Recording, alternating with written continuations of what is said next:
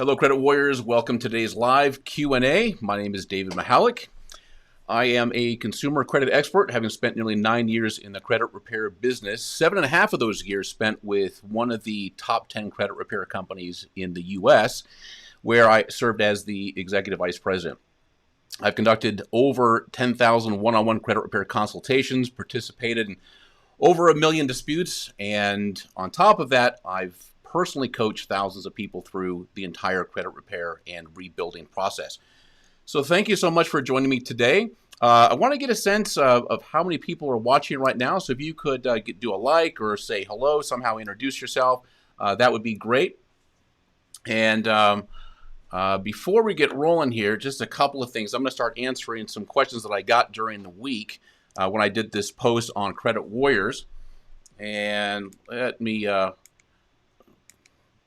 make sure that everybody can see me here. All right.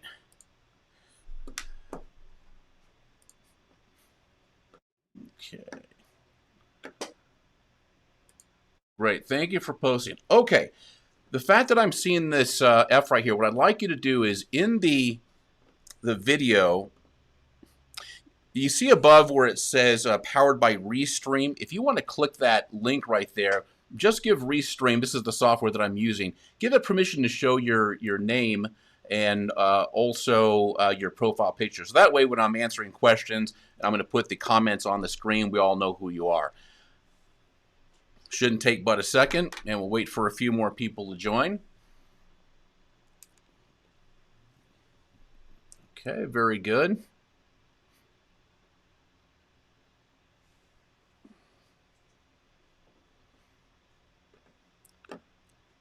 Actually, I see a handful of people are doing it. Really appreciate that. Okay.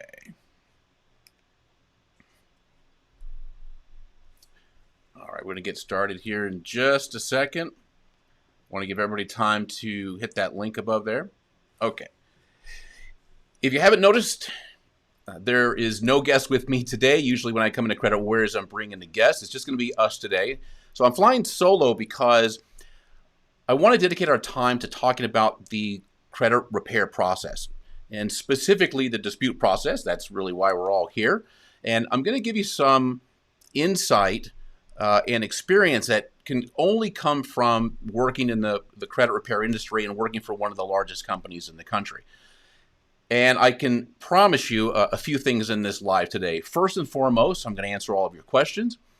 I'm going to tell you some really interesting credit repair facts, maybe a cool story here and there, things that I've learned over the years, and I'm almost certainly going to challenge some of the things that you might think are true about credit repair.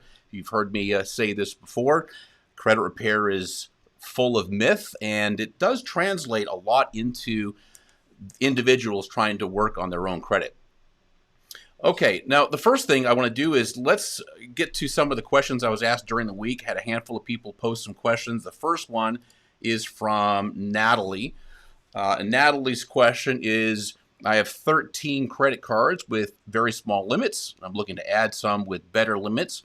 Also, I'm looking to purchase a home early next year. When should I not apply for anything prior to applying for a mortgage? So we got a couple of questions here. If I apply for all the cards that I want in one day, will it count as one inquiry? Thanks. Okay, a couple of things here. First of all, Natalie, 13 credit cards is overkill. You really don't need that many. In fact, let me show you something quick. I added a FICO chart just for you. And if you look at right here, you see where my head is. See where it says amounts owed 30%. So this is a pretty substantial portion of your score. And what's really important about this is, well, first of all, a lot of people misinterpret this section as 30% credit card utilization. And even though that's been tossed out a lot, that's not really what this part of the pie chart is talking about. One of the things that's included in this 30% is how many accounts you have that have open balances. So that's a little bit of a concern that I've got for you, is that you've got 13 credit cards, and even if you have minor little nuisance balances on each one of these cards, that's going to play against you. So you want to make sure that you keep your balances zero. One of the things that I like telling people before they're going into the mortgage process, a couple of things is, and you're going to hear this from your mortgage broker, make sure you don't apply for anything. You don't want any score drop from any inquiries. You don't want to have any especially any high balances when you go into the mortgage qualification process. Another thing too is the mortgage scoring model that's going to be used. So this is going to be FICO, of course, is very sensitive to credit card utilization. You want to keep that down. Ideally, you want it at 0, but keep it under 7% if you can. 10% is the easiest number to remember, so just try to keep it as low as you can. To answer the second part of your question, if I apply for all the cards that I want in one day, will it count as one inquiry? The answer is yes, but Natalie, really, you don't need any more credit cards. Wait to get your house. If you want to get better credit cards with higher limits, just give it a little bit of time. Great question there. And if through this whole process, if you have any questions, feel free to jump in. Happy to answer them for you. Next question is from Rayshana. Jim went out of business in 2015. My debt started 2014. Recently showed on TransUnion with new collection agency. Will it still fall off in April 21st, 7-year mark, or how should I address this? One of the things that happens when a debt buyer, and this is what we're talking about, the collection company is just purely a debt buyer, probably a junk buyer, depends on who got it. But part of the code that goes over to the collection company is what's called the DOFD. It's the date of first default. That's where the 7 years starts. Even though you might not see that on the credit report, that information is there in the background. Because they bought it, and you'll see an open date. The open date's really recent. All that open date means on the credit report is that's the date that the collection company opened that account. But that's not where your 7 years is starting. It's still going back to whatever date that the date of first default is. So I wouldn't worry about it. If you think it's gonna, 2014? Yeah, if it's getting ready to fall off here pretty soon, I don't think you'd have anything to worry about. Keep an eye on it. If it doesn't disappear, then you've got a really good, you got a solid dispute. Okay, let's move on to, we've only got a couple more. LaShawn, in May 2010, I had a default final judgment entered for a car loan. When I did a public record search, LaShawn, I don't know if that's LexisNexis or some other source. I see the same final judgment document with a new date and time on the search bar, but the document still has the 2010 sign date. Okay.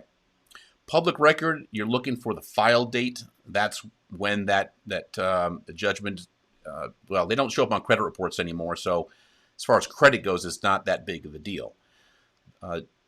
Judgments, tax liens, bankruptcy, these used to all be on credit reports. But as of June of 2017, the only public record that appears on a credit report is bankruptcy. Chapter 13, Chapter 7, Chapter 12, just depends on what it is. Once you have a lien, it's going to remain in the public record. It'll always be there. So just bear that in mind. I'm not really sure what the new date is on the search bar, but as long as the date that it was filed is there, that's really the date that you're looking for. But it's kind of a moot point because, again, these things don't show up on credit reports anymore. Hope that answered your question. If not, feel free to circle back around. Last question. Jamisha, how to approach a charge-off effectively that's still with the original creditor and over 2 years old? All right, so I've got two answers to this. The first disclosure answer is always honor the debts that you agreed to pay. Now, there's that side of it. Now, granted, that's a lot easier said than done for a lot of people. Now, when you say, how do I approach a charge-off effectively, I'll make the assumption that you're talking about disputing the account. The best dispute reason is always the one that describes why the account is not reporting accurately. If everything looks to be accurate, well, then if you're doing this yourself or you're using Creditor, then one of the best ways to approach a charge-off is to dispute the late payment history. It's something that they may not have on hand. Depends on how old the account is. If it's 2 years old, a couple things to keep in mind. Maybe they don't have that documentation. Maybe they've archived the account. Things like that happen. And also, too, when you're talking about an account that's 2 years old, as long as there's nothing else derogatory, you are largely recovering from these things after about 24 to 36 months. Now, if you've got additional negative credit that took place after this, that's an entirely different story. But as far as the dispute goes, try disputing the late payments and see if you have some success with that. Creditor will guide you through that process. It sees charge-offs. It understands what that is. Its default or suggested reason is going to be challenging the late payment history. All right, so I wanted to knock those questions out real quick. And then I want to get to talking about the dispute process. And this is going to be an interesting story because one of the reasons why a lot of bad information is maintained by the end user, the reason why I'm in Credit Warriors today, it's because there's a lot of people in here that are doing their own credit repair. That's awesome. That's the way that it's supposed to be done. And in that process, it's really important to know the best strategy, the best approach to do a dispute. Where a lot of things get gummed up is that the credit repair industry, just the thousands and thousands of people who are in this business, maintain a lot of views, a lot of strategies that are not really beneficial. And I'll show you what I mean. So I made a little slideshow. I'm going to walk you through this process. Okay. Hold on one second here. I got to set this all the way back to the beginning. Okay. So I titled this Lessons Learned from 10,000 Credit Consultations, 1 million+ disputes, and being the executive VP of a top 10 credit repair company. And these are things that I've learned along the way. And one of the first things that I want to encourage you to do is to keep your dispute letter short, simple, and to the point. A lot of people think that they have to create these long dissertations, stories about how things happen, the backstory. This is not really necessary. And the reason why, in fact, I'll give you a good situation that I've seen many times when people see dispute letters that come out of Creditor. If you're not familiar with what Creditor is, I'll do a 60-second pitch towards the end of this just to bring you up to speed if it's new to you. But a lot of people will look at the Creditor letters and say, well, these are really short. They're too simple. They don't go into a lot of detail. They're not really fancy. Long ago, back when I was with the company I was with, we did a tremendous amount of volume. And like every other credit repair company, one of the things that we did are these long, drawn-out letters citing the law and talking about what's wrong and sometimes putting in case law and using all this fancy language because, and we also use other technology. There's a technology called spinning where the software that created the dispute letters would change just a little bit in the belief that when the credit bureaus read these letters, that it would fool them into thinking it's not the same letter over and over and over coming from a credit repair company. Turns out that's not very successful, but I'll get into that in a second. So this is the way that credit repair companies do their disputes. Maybe it's just to make people feel like they're getting a lot of value for what they're paying for. But all of this changed when I had an opportunity to sit down with somebody who used to work at the credit bureaus. In fact, two guys. In fact, if you've watched this channel a couple of times, you probably saw me interview Steve Rigger in the Credit Warriors website, or on the Facebook page. If you go into videos, you'll see an interview I did with Steve Rigger. This is a guy who ran the entire dispute division for TransUnion. He was there for 25 years. And then also John Olsheimer, who is a regular guest that I bring in, used to work in dispute resolution for Equifax. And one of the things that they both made very, very clear is that these big dispute letters, these long explanations, are really not necessary. They don't help. And also they're not really fooling. When credit repair companies send these in, they're not fooling the credit bureaus at all. So let me go back to my slide here. So where does that come from? Why is this a detriment to you? Why is this something that you don't want to follow suit? The reason why credit repair companies do that is this section right here. Now, this is taken right out of the Fair Credit Reporting Act. And I'll explain this, and this will sum everything up, and it'll make total sense to you. What this says, and I believe this is in section 623, where it talks about all the rights that consumers have, what a credit bureau has to do when they receive a dispute, what the creditor has to do, all the procedure that takes place that is for your best interest, all of these consumer protection laws and actions. And then right at the very bottom of this entire section that goes on for pages and pages is this section. It's called Section G, and it's exclusion of credit repair organizations. And what this is saying is, oh, by the way, everything that we just said that we're going to do, the investigation, the getting back to the consumer, all that is out the window if the letter comes from a credit repair company. So that's why you see these large, outrageous, detailed dispute letters coming from credit repair companies, because their entire motive is to try to sneak past the credit bureaus so the credit bureaus don't ignore the letter. Now, not saying that they're going to do that, but they certainly have that option. So this is why a lot of bad habits go from the credit repair industry to so-called experts on YouTube and everywhere else, creating these dispute letters that are really unnecessary. And then the end user, the individual who's trying to fix their own credit, adopts these things. All right, so let's move on to the next slide here.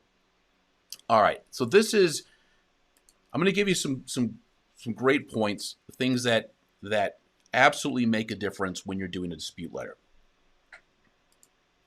Number 2, be polite.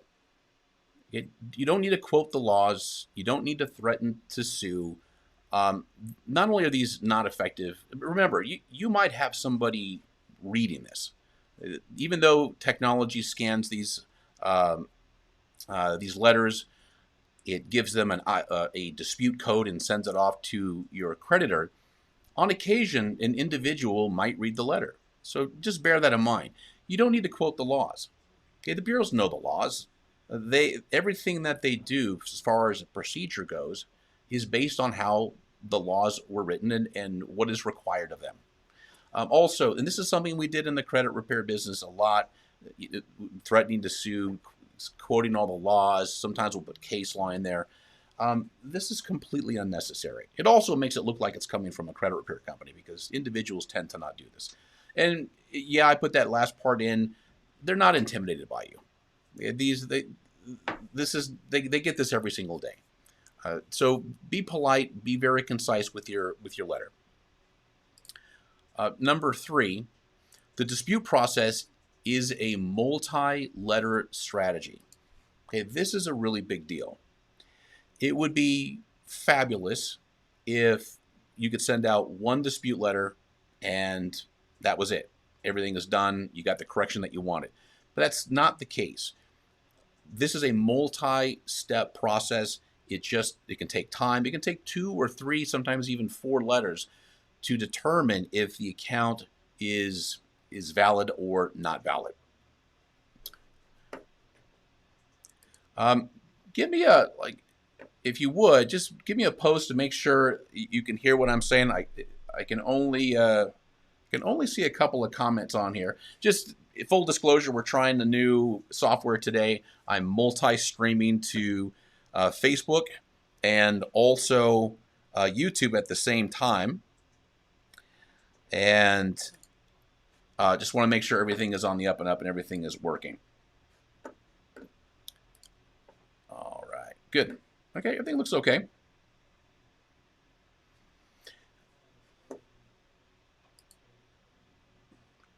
All right, and this is the part earlier I said I'm going to challenge some things that are going to maybe rub some people the wrong way. Thank you so much for that. I wish I could see your name and your face, but we're working on this new technology here. I appreciate that. Okay. There are no magical dispute letters. Again, this sort of comes from the credit repair space, and for years and years, in the thousands of conversations that I've had with people looking to fix their credit, one of the things that we prided ourselves in were the dispute letters that we took years of developing and thinking that we had some kind of a formula that was more effective than any other. Again, when we sat down, or when I sat down with the two guys that used to work in dispute resolution in the bureaus, and they both told me, listen, you don't need to do these fancy letters. Just keep it simple. State what the dispute is. Ask a question as to what kind of resolution you want to see, and just leave it at that. That's all you need to do. What tends to happen with people is they go get these big templates or buy templates. Nothing wrong with that. I know Supreme has templates and Credit Warriors. Those are great. Nothing wrong with those at all. But when you start getting into things that are just completely overblown, people will claim that, well, this style is more effective. If you say this, it's going to be more effective. If you use this strategy, it's going to be more effective. And the fact of the matter is, it's not true. I'll give you a great example. Let me show you the screenshot. This is this is an example of a Credit Versio letter. Very simple. Let me scroll up to, okay, I'm on page, yeah, here we go. Okay, TransUnion, I'm writing to dispute the following information that appears on my TransUnion report from 10/1/2020. I want to point out something here. Notice how simple this is. It's just the name of the account number, the balance, and the dispute. Right here on one line. I don't remember ever being late with a payment on this account. Please provide statements and records of all payments made and missed since I opened the account. Simple. Okay, it doesn't go on and on. It doesn't need to. Here's the thing this is the takeaway that I want you to have with this dispute letter. Statistically, the success rate that Credit Versio has, and we look at the success rate over large numbers, just like any large credit repair company does, and me coming from a very big credit repair company, the remarkable thing is, remember those big letters I told you that we did that I did in the old company?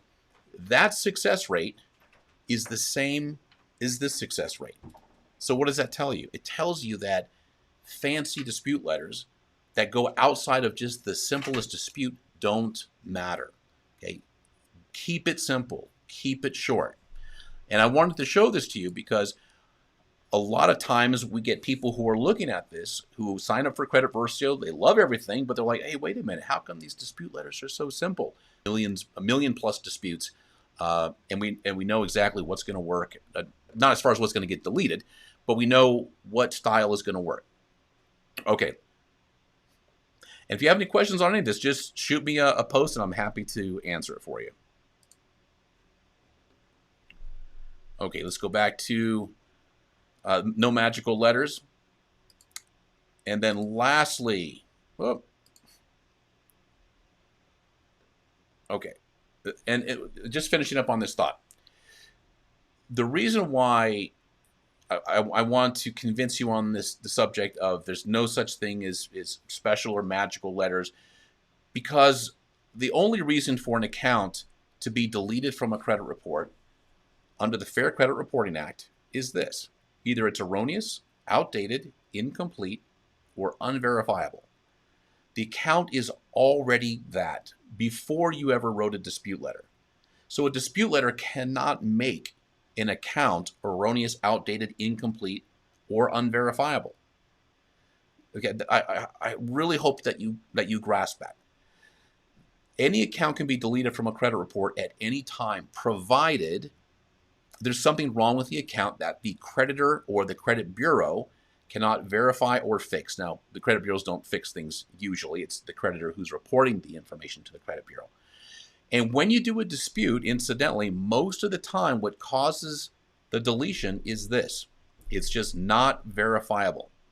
There's a lot of reasons why a creditor will delete something because it's not verifiable. Sometimes, as I mentioned before with the person who asked me about a charge-off, if it's 2 years old, sometimes they archive the data. Sometimes they have a automated response to an electronic dispute that comes over from the bureaus. And what I mean by that is not an online dispute. When you send a paper dispute, and you should only be doing paper disputes, that dispute is scanned by the bureau, sent to the creditor digitally, and sometimes they just have a default response to remove the account. And I mean, that's a win. Okay.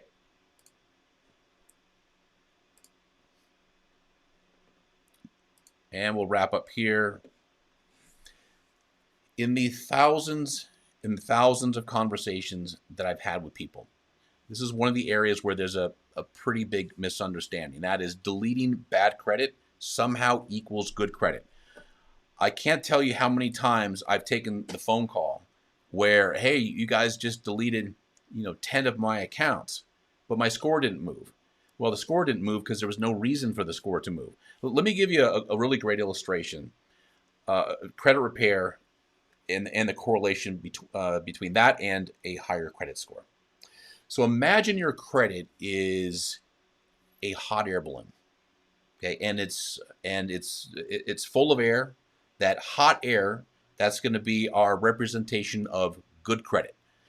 Okay, now the sandbags that are attached to that hot air balloon, that's the bad credit. So when you're doing credit repair and you're cutting away those sandbags that represent bad credit, if you've got hot air in that balloon, the balloon's going to rise.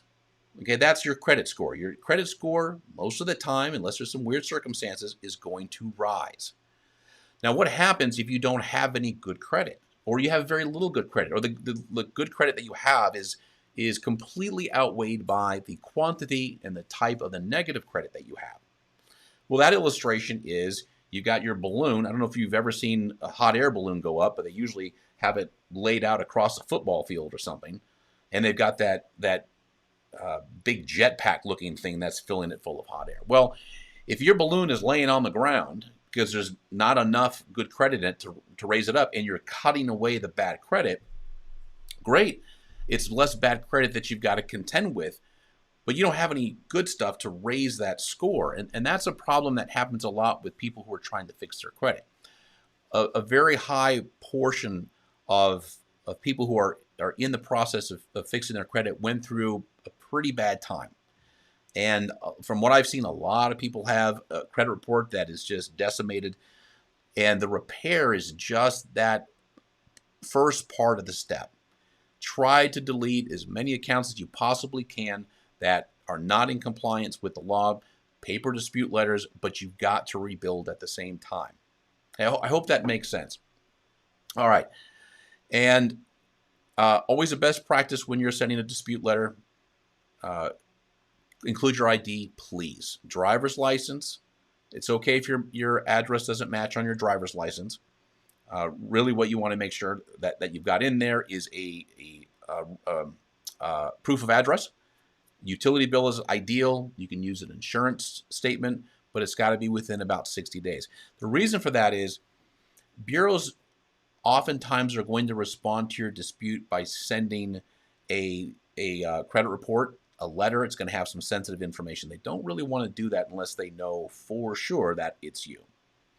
Okay, so that's a little bit of insight on what I've learned working at a big credit repair company. That a lot of this stuff is really just a smoke show. It's not really something that is going to help you guys by following what a lot of credit repair companies do. Keep your disputes short and send them regular mail. Make sure you have your IDs. Okay, so I am guessing, I see that there are a lot of people watching. I'm not really getting much in the way of questions. So my first thought is that maybe we might be having a little bit of a software issue. Again, this is the first time I'm using Ecamm with another piece of software that's going over to YouTube as well. Does anybody have any questions? Fingers crossed. I'm trying to make sure that all of this works. I really appreciate you bearing with me today. New software can be a little bit of a pain. Rick from YouTube just got off the phone with Equifax. System has been down for 2 weeks now, so they say. Rick, I have not heard of that. I'm not sure what they're referring to, meaning their system has been down. What exactly are you trying to do? We have literally thousands and thousands of people using Credit Versio. We're not really seeing any issues with Equifax reports coming in if you're referring to something else. Okay. And here's another question. Is that info sent with the dispute letters through Credit Versio? I'm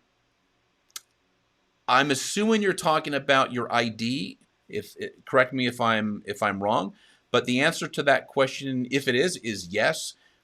Part of the process of setting up your Crediversio account is you're going to upload a picture of your driver's license and a recent utility bill, insurance statement. A pay stub will do fine if you don't have an insurance statement or any kind of a utility bill. And when Crediversio prints out your dispute letter, it emails it, or excuse me, it's going to email your dispute letter to you, and it will have your IDs attached to it automatically. Okay, Rick Phillips again. Okay, what can I do about identity theft? Rick, great question. First of all, you don't have to call the bureaus to do this. You can log on to their website, and you want to certainly freeze your account. Okay, it's free. It doesn't take but a minute to do. Identity theft, you have some really aggressive rights. And the first thing you're going to have to do is fill out an identity theft packet.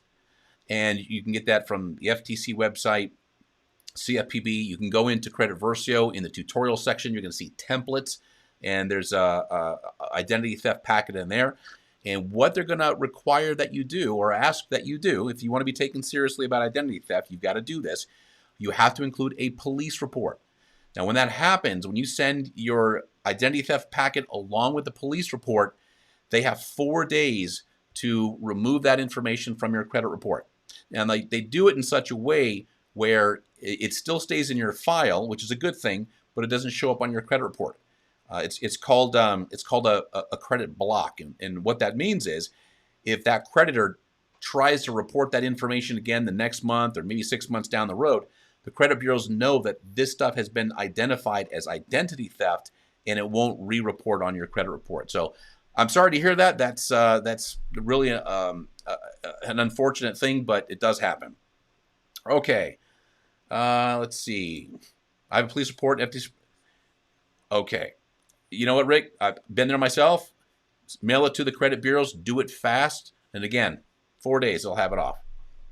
Okay. Rick, yes, they will. But it is federal law. You mail that in with your police report. There's no question. And if they're giving you a hard time, and I can't imagine that they do that, because the fines and being the lawsuit that would come from that is substantial. Okay, so if you're having issues, I mean, it would be very, very rare. I've seen a lot of identity theft disputes in the past. Let me know. Send an email to support@creditversio.com, and we can give you a referral to an attorney who specializes in this kind of law. Anytime you work with an attorney that has to do with Fair Credit Reporting Act law or FDCPA, that's Fair Debt Collection Practices Act law, they don't charge you anything, so don't be intimidated by that. They take care of these things without any cost to you. Okay. All right. Any other questions? God, I can't believe we've been on here for 35 minutes already. Questions about identity theft, anything about the dispute process, I'm happy to answer it for you. While we're waiting, for those watching, if you are unfamiliar with Crediversio, just want to give you a quick little 60-second overview. Okay, so Crediversio, just the short version, is software. It's the first and only software that can do what I'm about to show you. It can scan your credit report, all 3 bureaus, and when it scans your credit report, it finds every negative account that is on there. Now, you can do this yourself, but it's just kind of a pain in the butt, especially if you get a credit report from, say, annualcreditreport.com, or if you're getting credit reports from each individual credit bureau. So Crediversio is going to read your credit report. It's going to find all the negative information, which is what you're looking at right here. Here you can see in this demo, we're just clicking the accounts that you want to dispute. It's going to ask you to give a dispute reason. Now, if you don't have a dispute reason, you just want to shoot your shot and see if you can get it deleted, Crediversio understands, and it will give you a suggested reason. And what you're seeing here is Crediversio is building the dispute for you, just like that letter I showed you a second ago. It'll email it to you, you print it, put it in the mailbox, and then in 40 days, Crediversio will bring in your new credit report. And this is, I think this is the most amazing part right here. And just on a technical level, this was incredibly difficult to do. Crediversio can bring in your new credit report, compare it to your previous credit report, and it can tell what changed. It'll show you what accounts were repaired, what accounts were deleted, and it'll tell you on what bureaus that took place. Now, what about the accounts that didn't get deleted? Well, like I said, this is a multi-letter dispute process. So when Crediversio gets that second report, it sees that the accounts you disputed last month didn't change. Then it moves on to a second dispute, and then a third, and then a fourth. Now, this is going to save you tons of hours. This is a credit repair. The reason why, even though everybody can do it themselves, the reason why people don't do it or they get discouraged after a month is because it's a lot of legwork. Crediversio can do in less than 10 seconds what takes most people about 10 to 15 hours of legwork on their credit report to do.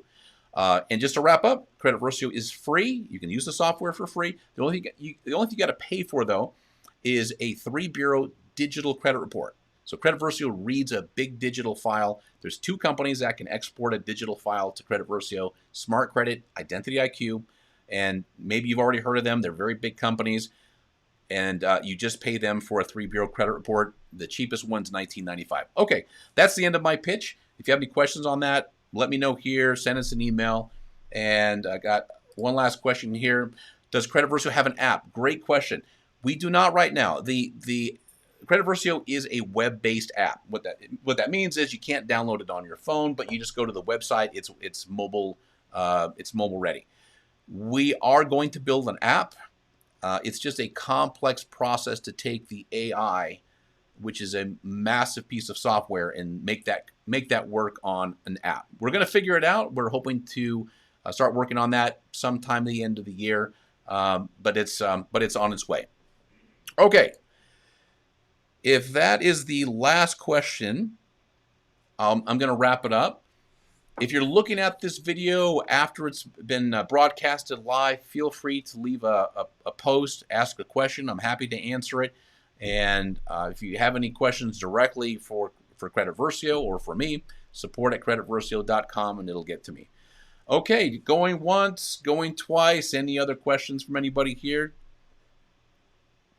All right. Thank you so much for watching. I love doing these weekly Q&A sessions. Again, if you have any questions, that's what I'm here for. More than happy to answer them for you. Thank you so much for joining me today. I'll look forward to seeing you next time.